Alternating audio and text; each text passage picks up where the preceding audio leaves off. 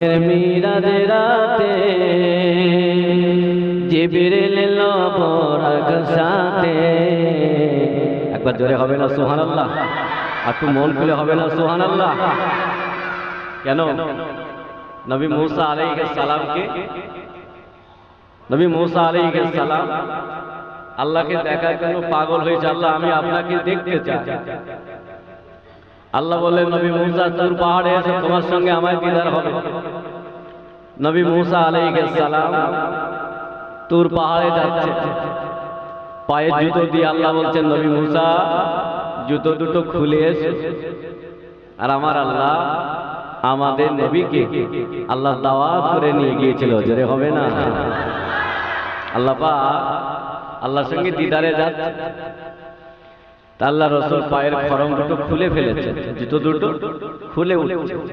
আল্লাহ বলেন, হাবিব, আজকে জুতো খুলে না, আজকে তোমার জুতো ধুলিতে আমার আরো ধন্য হয়ে যাবে। জোরে হবে না? সেই নবীর মহব্বতে এসেছে, ঠিক তো? জি, এই যে নবী দিবস আমরা করতে এসেছি, বাবা এটা ভালো কাজ না খারাপ কাজ? জোরে বলে। আমরা সব ফুরফুরা সিলসিলার মানুষ, আমার তো ভয় হয়। এখন আখিরি জামানা পড়ে গেছে, সবচেয়ে জলসা করা যাবে না বলো? যে নবীকে আল্লাহ না বানালে আল্লাহ কাউকে বানাতো না, ওরা সে নবীর উপরে অবস্থাগিরি করছে। নবী দিবস করা বেদাত, নবী দিবস করা হারাম। আপনাদের কি সে মনোভাব নেই তো বাবা? জি জি জি। আল্লাহ রসুল বলেছে, যার জীবনে একটা বার হলো মিলাদুন নবী জালসা কায়েম করলো, আমি রাসূলুল্লাহ ওই ব্যক্তির জন্য আমার সুপারিশ করা ওয়াজিব হয়ে গেল। জোরে হবে না? নবী পাকের মিরাজে রাতে জিবরিল এলো বরাক সাথে। আগে আগে জিবরিল, আগে আগে জিবরিল, পিছে কামলিওয়ালা। মারহাবা মারহাবা বলো, মারহাবা মারহাবা। আল্লাহুম্মা। তুমি মাইক দেন, অন্য কেউ আসো, তুমি ছেড়ে চাবি মারো। তাহলে বন্ধ করে দাও, আমি কি বলি? গলা টানছে, গলা টানছে, গলা বেশটা পুরো কেটে দাও, যা করো। মাইক মাইক কই? আসলে যে চালাচ্ছে সে নেই। দাদা কোথায় গেছে? ফোন করো, এটা বড় জলসা। নাইলে আমাকে মুখি দাও, মুখি বলি, তার থেকে ভালো হবে। আল্লাহ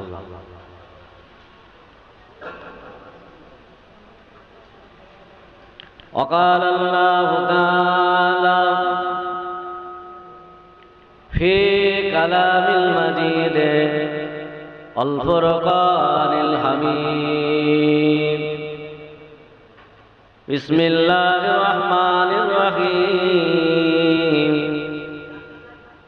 وما أرسلناك। এই বক্সটা ঘুরিয়ে দাও তো, এই বক্সটা ওই যে ঘুরিয়ে দাও, গেমটা।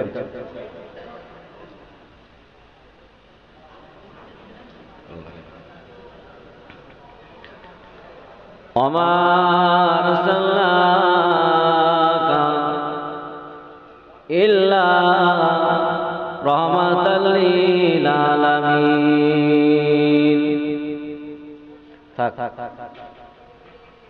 قال رسول الله صلى الله عليه وسلم لا يؤمن أحدكم حتى أكون أحب إليه من والده। আমার পাগল মন ওই মদিনার প্রেমে পড়েছে।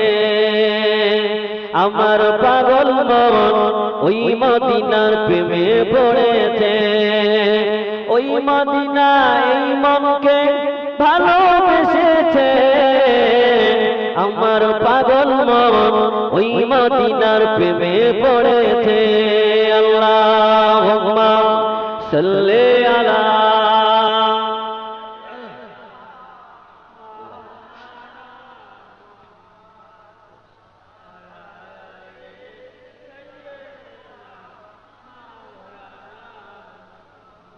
আমার ভাইরা আমার যুবক কি বলছিলাম নবী আদম আলাইহিস সালাম জান্নাতে একা একা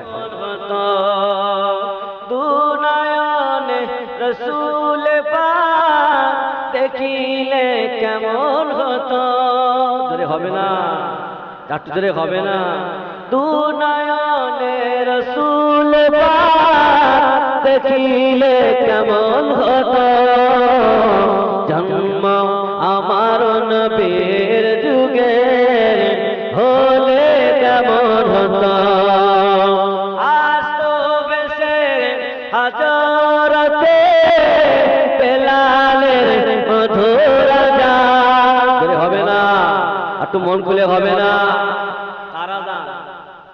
কারা যান বেলাল হুজুরের আযান বেলাল হুজুর পরীক্ষা কালো ছিল হ্যাঁ কি ছিল কালো ছিল হবে না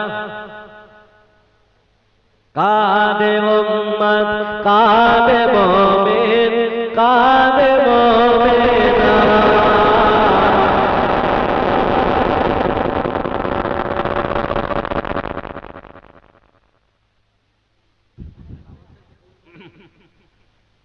কেডিগুড়ি যাবে না সব পুরি পুরি যাবে থাক যাই হোক ও আছে মুই বলিছি কাঁদে উম্মত এই শোনা যেখানে হাত দিলে ওই হাত দিলে ঠিক আছে পুরো কমাই দিস একটু হাত দে আমার ইনিশিয়াল দিকে বয় কাঁদে উম্মত কাঁদে মুমিন কাঁদে মুমিনা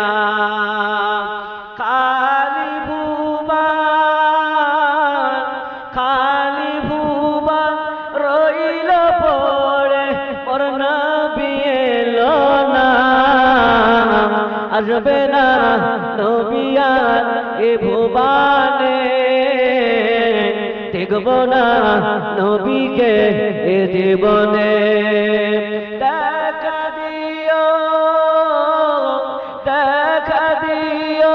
ও নবী কাল হাসরের মাঠে তোমার দিদার পেলে পারে জীবন ধন্য হয় 1000 টাকা হবে না কই মুক্তার ভাই কই আল্লাহ আল্লাহ আমার দিকে তাকিয়ে গেছে মালিক কত খুশি আল্লাহ গো আল্লাহ আমার কোনোদিন বেহুদি করেনি মনটা খুব খারাপ ছিল যে আল্লাহ হলো না আল্লাহ আমার মুক্তার ভাই আল্লাহ পাক মনের আশা পূরণ করো আল্লাহ আমার মতো আদমের দিকে তাকিয়ে নবীর মহব্বতে 2000 আল্লাহ কিয়ামতের দিনে ওদের বাড়ি দাদা দাদা মিলে জান্নাতে যাওয়ার মতো তৌফিক দিও সকল আল্লাহুম্মা আমিন শাকিল লস্কর যুবক 1000 টাকা আল্লাহ দান কবুল করো সকল আল্লাহুম্মা আমিন কোন আল্লাহর বান্দা আছেন আল্লাহর নবী বলতেন আমার আবু বকর জান্নাতি আমার আবু বকর জান্নাতি ওই আবু বকর হুজুরের সাথে জান্নাতে যাওয়ার জন্য 1000 টাকা কে দেবে 1000 টাকা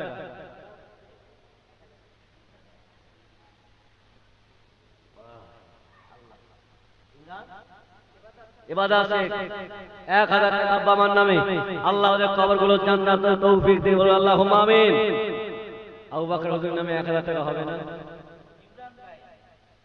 ইমরান ভাই 1000 টাকা আল্লাহ দান কবুল করুন আল্লাহুম্মা আমিন আবু বকর হুজুর পাগল পাওয়া গেছে বল কি নাম হ্যাঁ আমির আলী মিস্ত্রি আবু বকর হুজুর আল্লাহর রাসূল বলতেন আমার তামাম পৃথিবীর উম্মতের ইবাদতগুলো এক পাল্লায় দিলে যা হবে আমার আবু বকরের এক রাতের আমল অপার পাল্লায় দিলে আমার আবু বকরের নেকির পাল্লাটা ভারী হয়ে যাবে জোরে হবে না চিনলে হবে না।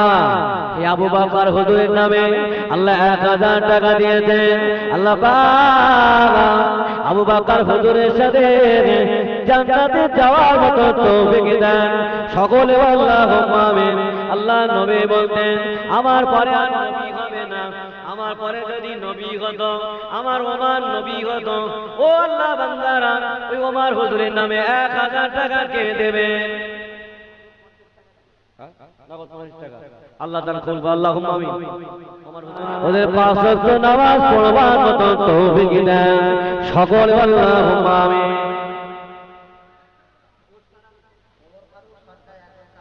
ওমর ফারুক সর্দার 1 বস্তা আলু আল্লাহ তাআলা কবুল করো। আল্লাহ তার মা ভালো হয়, তার সন্তান ভালো হয়। আল্লাহ পাক ওর মা বাবার কলিজা ঠান্ডা করে দাও সকলে আল্লাহুম্মা আমিন। আলু লাগবে তো 3 বস্তা লাগবে। আল্লাহ আর 1 বস্তা হবে না। রাকিবুল গায়েন আল্লাহ 5 কেজি গোল দেবে আল্লাহ দান কবুল করো আল্লাহ, মুনিরাজা পূরণ করো আল্লাহ। আল্লাহ পাক মরণের আগে আল্লাহ একবার দিদারে কাবা দিদারে মদিনা যাওয়ার মতো তৌফিক দেন সকলে আল্লাহুম্মা আমিন। আর 1 বস্তা আলু হবে না? 1 বস্তা আলু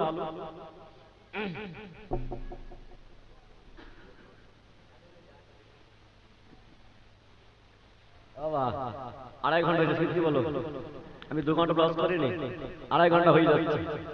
ঠিক আছে আজকে আমার দ্বিতীয় সভা ছিল ডায়মন্ডে লক্ষ্মীকান্তপুর, টাইম হলো রাত 12টায়, জলসাটা হবে না এই জন্য এখনো বসে আছে এখানে।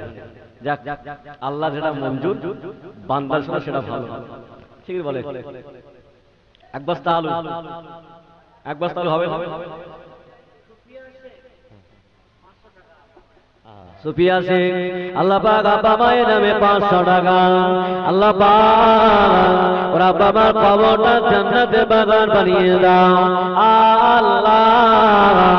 আমার মা বোনগুলো সুস্থ রেখে দাও আল্লাহ, স্বামীর সাথে মিল মহব্বত রাখা তৌফিক দাও আল্লাহ।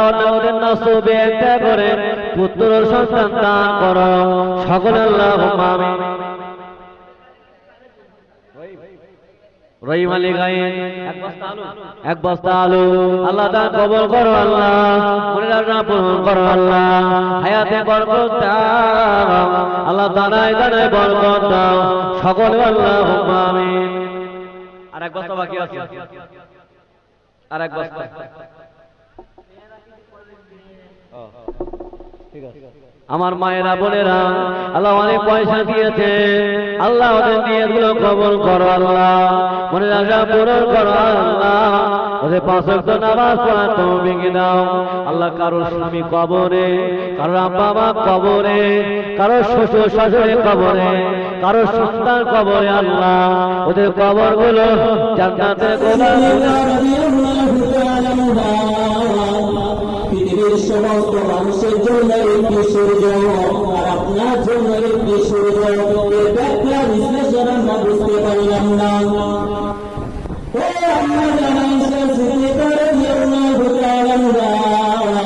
আপনি আমাদেরকে একটু বুঝিয়ে বলুন।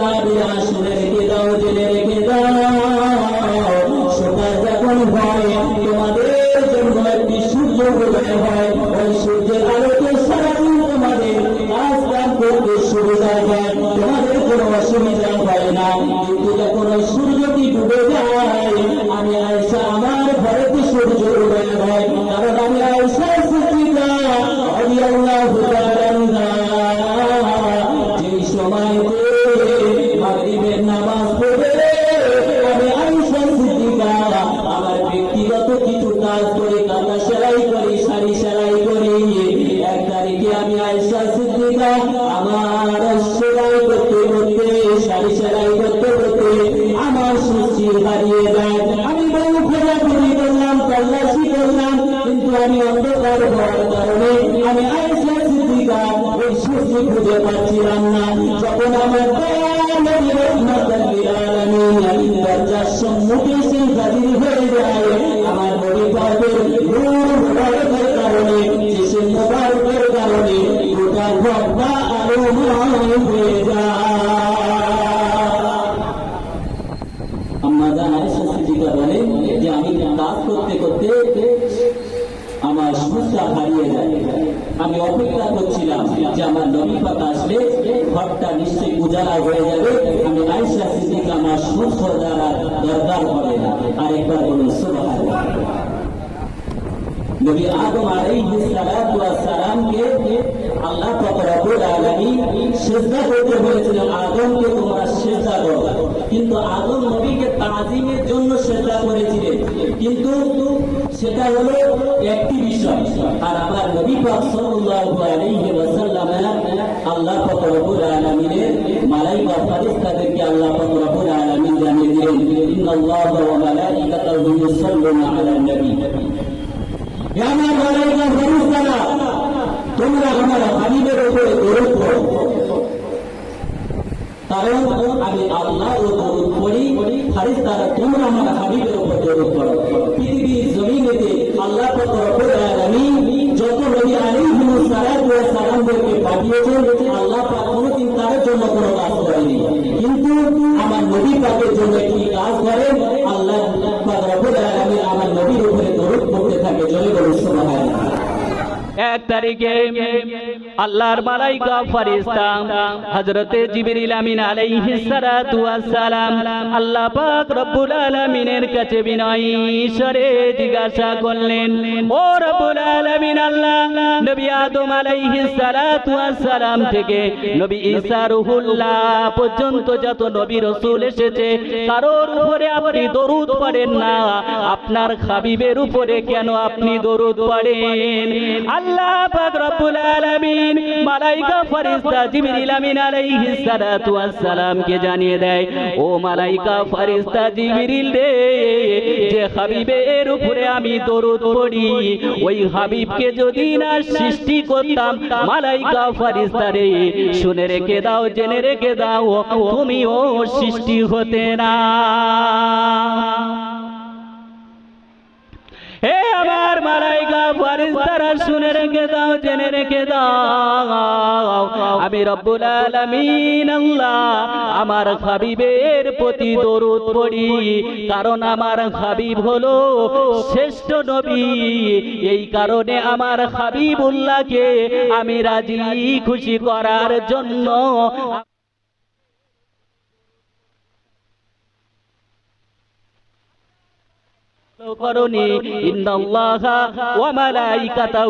নিশ্চয় আল্লাহ তার হাবিবের উপরে দরুদ পড়ে। হে মালায়েকা ফেরেশতা জিবরিল, যেদিন তোমরা কেউ থাকবে না সেদিন আমি স্বয়ং আল্লাহ আমার হাবিবের উপরে দরুদ পড়তেই থাকবো। হে আমার মালায়েকা ফেরেশতারা শুনে রেখে দাও, জেনে রেখে দাও, আমি রব্বুল আলামিন আল্লাহ যতক্ষণ পর্যন্ত না কিয়ামত হবে ততক্ষণ